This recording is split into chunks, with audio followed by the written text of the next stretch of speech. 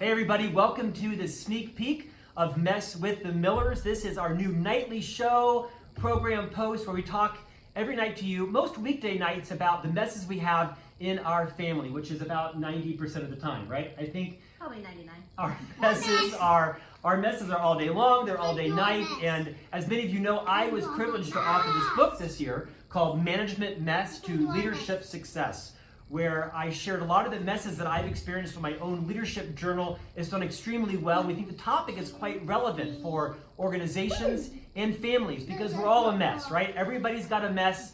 Some of us are just more willing to talk about it, and Steph and I have agreed to share a lot of our messes in the hopes to send you off each evening with a little bit of laughter, a little bit of inspiration, and we hope a little bit of relatability. Because when you own your mess, it allows everybody to talk about their mess and move to success. So in addition to Management Mess, I also was privileged to co-author this new book for Franklin Covey called Everyone Deserves a Great Manager, with two much more talented colleagues than me, Todd Davis and Victoria Roos Olson. If you're looking for a great book to talk about improving your management skills, I love the tagline, 6 Critical Practices for Leading a Team. It's a great book, debuted at number 3 on the Wall Street Journal list. Now, you might be thinking I'm pitching my books. I'm really not.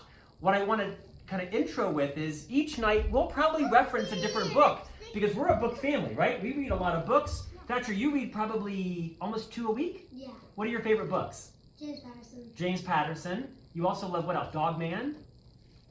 Kind of Stuart Gibbs books. Stuart Gibbs books, right? And you're now listening to a new podcast. What's the new podcast you're listening to? The Unexplainable Disappearance of Mars Patel. Is it cool? Yes. What episode are you on?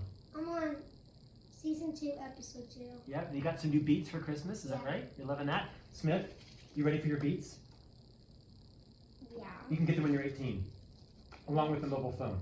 You gotta, come on. So what I wanted to share, tonight's kind of insight, it's New Year's Eve, we're kind of having a home New Year's Eve party. It's finished, yes, Wentworth knows. What's on the docket for New Year's tonight, Mom? Finish. New recipe from Ree Drummond's cookbook.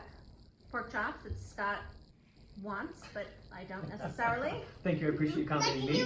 But champagne will help. The champagne will help get us through. But here's a book that I really love. It's called Finish from John Acuff. I was able to interview John, gosh, a year and a half ago or so, became friends. What I love about this book was because it puts the focus on finishing our goals as opposed to starting them, and how I think fitting for New Year's Eve, when all of us are starting to go to cocktail parties, or like us, have a home cocktail party, where we're probably setting some New Year's resolutions, which 92%, the studies show, of all New Year's resolutions aren't carried through with. So I wanted to just kind of put a thought in your mind around, perhaps think a little more realistically around what goals you set for your life, because most things in life we start, but we don't finish. In fact, John mentioned in his book, Finish, how many moleskin notebooks he had that were kind of half started. And in the intro, he talked about how many tubes of chapstick he had in his house, half used. In fact, Thatcher, I sent you on an errand. Tell us about your errand. These are all of the tubes of chapstick that you found in our house tonight. How long did it take you to find those? 30 seconds. And how many did you find?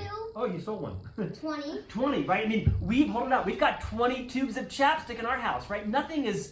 Rarely is it finished, right? We have a lot of started projects, do we not? Mm-hmm. A lot of books. Do you have books that are half read? Yeah. Yeah. Do you have toys that are half built?